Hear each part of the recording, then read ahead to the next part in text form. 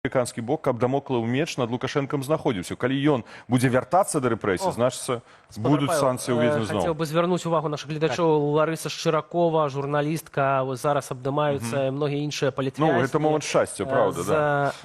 Галоўным дарадцам. Так, давайте, можа, включим і гук, калі ёсць, паслухаць. Ну, Франк галоўны абдымальшчык. Ну, да. Часамі глядзіш на вызваленых палітвязняў і не адразу можаш іх пазнаць, настолькі яны схуднелыя, настолькі яны выглядаюць іначай, чымся мы прывыклі іх бачыць, да іхнага зняволення.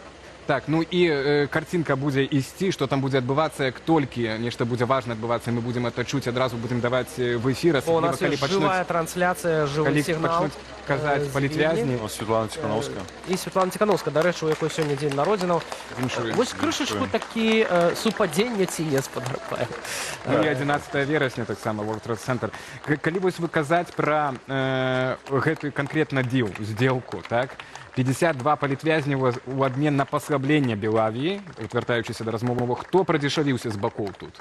Мне падаецца, што шчыра, удзячны амерыканскаму боку, але пакуль выйгрывае Лукашенко.